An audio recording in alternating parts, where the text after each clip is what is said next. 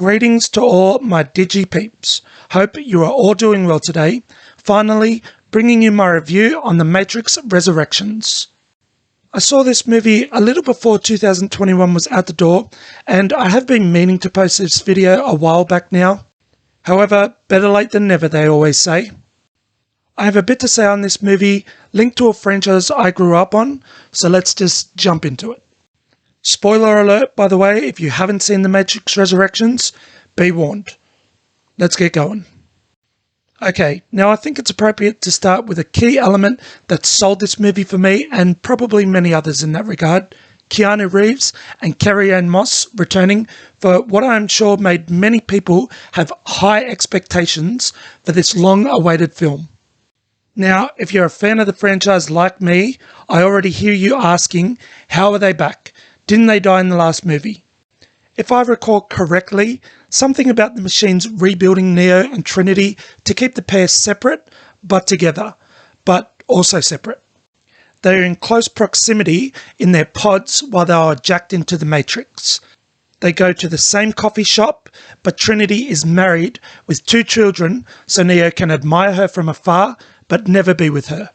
And yes, you heard that right. Neo is back in the Matrix. He is a celebrated game developer who has vivid dreams of a world in code.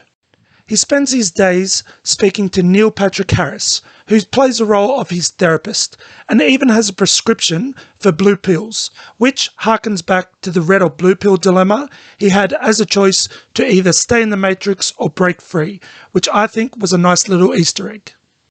This is Neo, however, so he naturally finds a white rabbit to follow down a rabbit hole and break free of the Matrix, and it is here we start getting some of the new cast members who join this franchise. Yahya Abdul-Mateen II steps in as Morpheus with an absent Lawrence Fishburne, and no disrespect to the man, but this was an impossible role to fill. I was just watching an interview with Lawrence the other day where he still has people come up to him and quote the Matrix films and lines. They ask him things like if this means that they are plugged in. He's even quoted as saying that Morpheus will probably be the role he is remembered for, so this was an impossible task no matter how talented the actor. Jessica Henwick serves as the newcomer Bugs. Now, her character was described as the audience's eyes, and I honestly have nothing bad to say about her role in the film. A fresh new face who served a purpose and had some pretty killer action scenes. It is here where the movie fell flat for me, Lawrence Fishburne being absent. I could maybe allow that given the premise of the film is set like 60 years after the final film, The Matrix Revolutions. There was one big one for me though. The yin to the yang. Neo and Agent Smith. Now, there was no way to do this movie without the infamous Agent. When I said no one could step into the role of Morpheus, there was literally no one on the planet for the role of Agent Smith other than Hugo Weaving. I can imagine hundreds of plastic body doubles they made of Hugo still exist somewhere out there in the world for his final fight with Neo in the Matrix Revolutions. Jonathan Groff was dead in the water as soon as he signed on the dotted line. He had the mannerisms of Smith. He had the voice. There was just no getting around it though. He was not Hugo Weaving. There was no way he was going to fill this suit. No way at all, in my opinion. Anyway, back to the story. Neo is out and even has a reunion with Niobe, which was great to see. The former ship captain is now kind of a patriarch to the humans who are still living underground and even working with the machines in order to further the human race's development in terms of regrowing flora and fauna and things of this nature. Another cool moment to see how Neo's sacrifice has changed things for the better. Now, this is great and unfortunately another problem for me. Neo did it. He sacrificed himself and has brought peace to the human race. His fight was not in vain, so why bring him back? I mean, I get it. You could bring him back and you did. You were just so focused on how to bring him back that you never stopped to think if you should. Stories are great because they have a beginning, a middle, and an end. There is just one reason for Neo in this story, and that is Trinity. He is looking to get her out of the Matrix and back to him, which is not the best reason for a sequel, but an acceptable one nonetheless. It is here that we find out Neil Patrick Harris is the architect behind Neo's suffering, in terms of always being close to Trinity, but never being together. Again, if I recall something about the energy that those two produce being close or in close proximity, but not actually being together, I really can't recall, honestly. With this in mind, he presents Trinity with the option to be plugged out and be with Neo or stay with her family.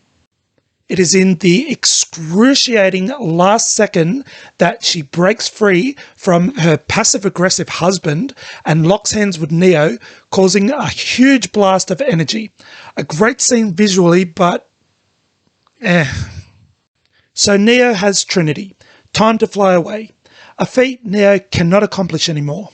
He still has the power to stop bullets and missiles in midair, but not fly. It is here in their getaway that Neo and Trinity grab hold of one another and jump from a rooftop. It seems like this series is always going to be famous for that one leap of faith from a building top. Neo drops like a rock, but Trinity does not. She is flying and holding on to Neo, who is just as shocked as everyone else. It seems as if Neo and Trinity now make up one whole. Neo has some of his old powers, Trinity has the rest of his old powers. Together, they are the one, or two, however that works. The pair then basically lay the smackdown on Neil Patrick Harris. They tell him that they are going to shape the Matrix how they see fit, and that is that, the end of the movie. Now, this movie had some incredible scenes, some good callbacks to previous films, and some returning cast members and characters, but at the end of the day, it wasn't needed. I am sure everyone worked hard on this movie, and I am sure they worked well with what they had in terms of the story. However, it is just a few years too late, and like I said, it is not needed in terms of the franchise as a whole. Now, there is talks that this movie will be a one and done with no sequel in the works. While I would hate to see the last Matrix movie end on such an open-ended finish, and I would love to see Keanu and Carrie share the screen again, I am not holding my breath and hoping that a sequel is right around the corner, nor will I mind if they do not make another Matrix movie later on down the line. That franchise was just iconic, just like the Lord of the Rings trilogy, or the Back to the Future movies. They were great for what they were, and I'm sure there's a payday for Michael J. Fox and Christopher Lloyd to get back in their DeLorean and travel back to 1985. I am just not someone who wants to see a story like that in 2022, and I am not someone who needed this new Matrix movie in 2021. That is my overall thoughts and opinions on the new Matrix Resurrections movie though. Let me know what you all thought of it by leaving a comment down below. Like and subscribe, and make sure if your doctor is prescribing you the blue pills and not the red ones, or if there have been guys in suits following you around as of late, please do me a favour and go poke your mirror, just in case. Hope you all enjoyed, and I will catch you all in the next one.